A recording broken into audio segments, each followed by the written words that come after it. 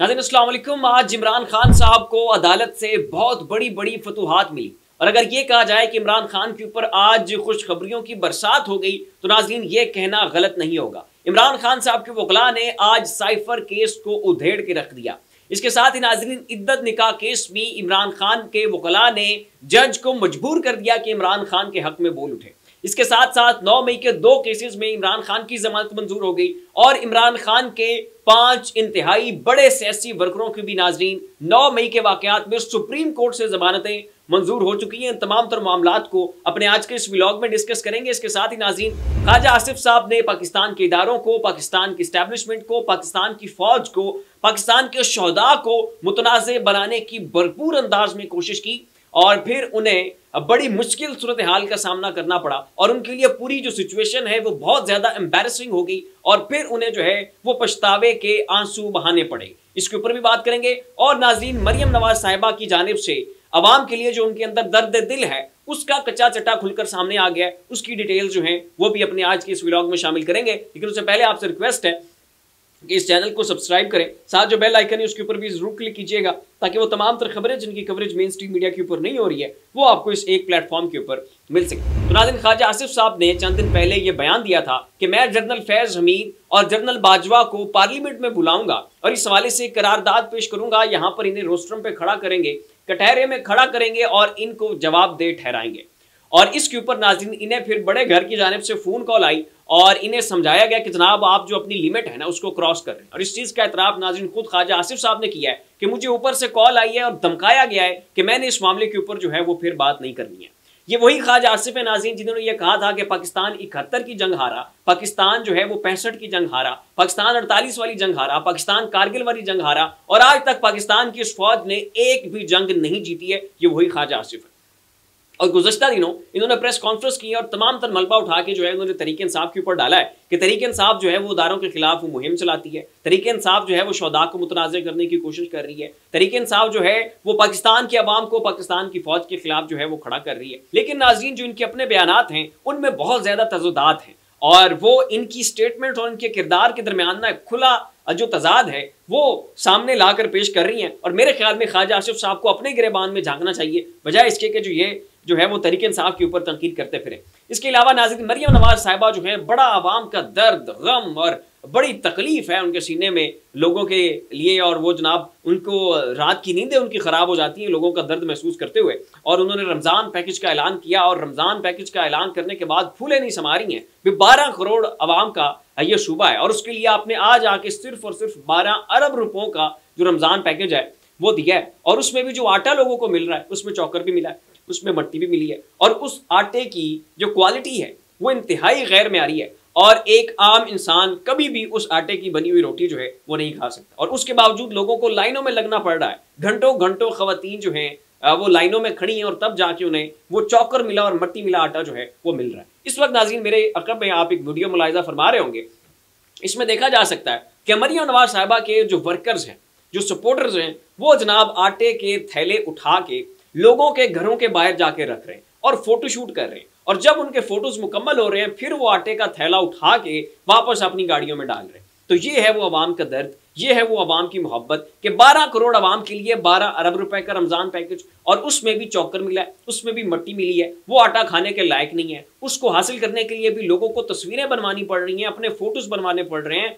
अपनी जो इज्जत है वो भी उन्हें लहू लुहान करवानी पड़ रही है। और फिर भी जनाब ये एक फोटोशूट का सिलसिला चल रहा है और लोगों के घरों के बाहर रख कर लोगों के ऊपर ये साबित करके कि जनाब हमने ये आपको आटा दे दिया और फिर जो है फोटो बनवा के वो जनाब आटा भी उठा के अपनी गाड़ियों में डाल रहे हैं। तो ये है वो मोहब्बत, ये है वो दर्द जो कि मरियम नवाज साहिबा अपने सीने में अपने लोगों के लिए महसूस करती हैं। अब नाज़रीन आ जाते हैं इमरान खान साहब के केसेस के मामले के ऊपर। तो आज जैसे कि मैंने पहले इंट्रो में कहा कि इमरान खान साहब को बड़ी फतह जो है वो नाज़रीन नसीब हुई। सबसे पहले तो मैं आपको इमरान खान साहब को जिन 2 केसेस में जमानत मिली उसके बारे में बताता चलूँ। ये शाइस्ता कुंडी साहबा है नाज़रीन, जुडिशल मजिस्ट्रेट इस्लामाबाद से, इन्होंने आज इमरान खान साहब को 9 मई के मजीद 2 केसेस में जो है वो बरी कर दिया है। इसके साथ ही नाज़रीन इमरान खान के 5 सपोर्टर, उनका सुप्रीम कोर्ट में केस चल रहा था और वो 9 मई के वाकयात में मुबैना तौर पर मुलविस थे, जिन्हें आज सुप्रीम कोर्ट ने बाइज्जत तौर पर बरी कर दिया। और नाज़रीन जजेस के जो रिमार्क्स थे, जिस तरह से जजेस ने प्रोसिक्यूशन को ग्रिल किया, उनको रोस्ट किया और उनको बताया कि आपकी आईनी हदूद क्या है और कैसे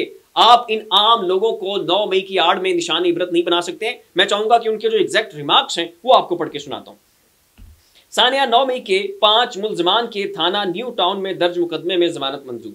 सुप्रीम कोर्ट ने पुलिस और प्रोसिक्यूशन को आड़े हाथों ले लिया। जस्टिस जमाल मंदोखेल ने कहा, क्या रैली निकालना या सियासी जमात का कारकुन होना जुर्म है?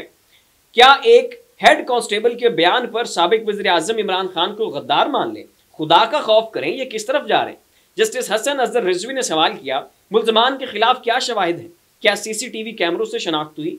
तफ्तीशी अफसर ने जवाब दिया, हमजा कैंप समेत दीगर मकामात के कैमरे मुजाहिरीन ने तोड़ दिए थे। जस्टिस जमाल मंदोखेल ने कहा कि इसका मतलब है कि मुलजमान के खिलाफ कोई सबूत नहीं है, सिर्फ पुलिस के बयानात हैं। मुकदमे में दहशतगर्दी की दफात क्यों लगाई गई हैं?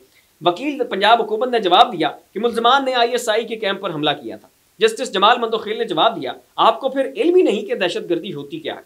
दहशतगर्दी Sania army public school Peshawar और क्वेटा कचहरी में हुई थी। रैलियां निकालना कहां से दहशतगर्दी हो गई? सियासी जमातों और तलबा यूनियन पर पाबंदी लगाने की वजह से आज हम इस नहज पर पहुंच चुके हैं। तफ्तीशी अफसर ने कहा कि मुलजमान ने अपनी लीडर की गिरफ्तारी पर साजिश के तहत हसास इदारों पर हमले किए।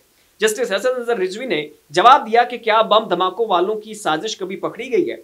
असल दहशत गर्दों की साजिश पकड़े तो कोई शहीद ना हो, ये नाज़रीन कहना था जस्टिस हसन अजहर रिजवी का। तो नाज़रीन, जजेस के रिमार्क्स देखें, जजेस का लबो लहजा देखें और उनके अंदर मौजूद गुस्सा और गम देखें, जिसका उन्होंने खुलकर जो है वो बबांग दहौल इजहार किया और प्रोसिक्यूशन को उन्होंने वहां पर लाजवाब कर दिया। अब नाज़रीन, इद्दत निकाह केस में आज क्या जो है वो वाकया रोनुमा हुआ और कैसे इमरान खान साहब के वकला ने लाजवाब कर दिया जो है सरकारी वकला को, और जजेस मजबूर हो गए कि इमरान खान साहब के यहाँ पर वो मुतरफ नजर आए और उन्होंने इस केस के जो झोल हैं वो पकड़कर खुले अंदाज में कहा कि ये केस जो है ये एक भोंडा केस है और इसका उड़ना जो है वो मंतकी हो चुका है। क्या नाज़रीन जजेस के रिमार्क्स थे, ये जरा जनाब आप सुने। सलमान सफदर इमरान खान साहब की जानिब से वहां पर पेश हुए थे। दौरान इद्दत निकाह केस में सजाओं के खिलाफ अपीलों पर बैरिस्टर सलमान सफदर अदालत में पेश हुए। बैरिस्टर सलमान सफदर ने दलाइल देते हुए कहा कि खावर मानिका के वकील रिजवान अब्बासी साहब ने सजा दिलाने के लिए रात तक समाअत करवाई मगर अब मौजूद नहीं है। जिस तरह से यके बाद दीगरे 3 सजाएं सुनाई गई, इस लेवल के साथ अपीलों पर भी समाअत होनी चाहिए। तो वो नाज़रीन खावर मानिका साहब के वकील के जिन्होंने इद्दत निकाह केस को पर लगवाए रखे, एक दिन में 14-14 घंटे समाअत हुई और लम्हों के अंदर इमरान खान साहब को जो है वो इतनी संगीन और घटिया किस्म की सजा सुनाई गई। अब वो वकील जो है खावर मानिका साहब के, वो अदालत में पेश नहीं हो रहे और सलमान सफदर साहब का कहना है कि इस अपील की दरखास्त को भी और इस अपील के मुकदमे को भी वैसे ही चलना चाहिए जैसे आपने इद्दत निकाह केस के मुकदमे को चलाया था। हाई कोर्ट में साइफर पर रोजाना की बुनियाद पर समाअत हो रही है, इस अदालत में भी समाअत वैसे ही हो। देर तक समाअत के बारे में कानून क्या कहता है, ये जज साहब ने वहां पर सवाल किया, जिस पर सलमान सफदर का कहना था कि इद्दत निकाह केस में सर्दी में हमने ओवरकोट और मफरल पहने हुए थे। हमने बेनजीर अजमल कसाब और मुमताज कादरी का केस देखा है। इस तरह से जल्दी किसी केस में नहीं देखी गई। ये केस इतना कमजोर है कि इब्तदाई दलाइल पर ही केस खत्म हो जाएगा। 200 केसेस में से ये एक ऐसा गैर इखलाकी केस था जिससे बानी PTI को दिली सदमा पहुंचा। ये नाज़रीन कहना था इमरान खान साहब के वकील का। उसके बाद साइफर केस में आज क्या हुआ और उसको कैसे जस्टिस आमिर फारूक ने उड़ा के रख दिया, उनके रिमार्क्स नाज़रीन मैं आपको पढ़ के सुनाता हूँ। जस्टिस आमिर फारूक ने कहा कि हक के जर्रा खत्म हो जाए तो आपकी हक तलफी होती है। मुल्जिम अदालत की नजर में फेवरेट चाइल्ड होता है। उनका कहना था कि आपने तो इमरान खान साहब को साइफर केस में जर्रा का हक ही नहीं दिया। इमरान खान के वकला इमरान खान का केस ठीक तरह से प्रेजेंट ही नहीं कर पाए। Cipher case hard core criminal case नहीं, व्हाइट कॉलर क्राइम भी नहीं, अपनी नौयत का अलग केस है। ये हाइब्रिड किस्म का केस है। इसमें कोई नई अदालती नज़ीर जो है वो तैयार हो जाएगी।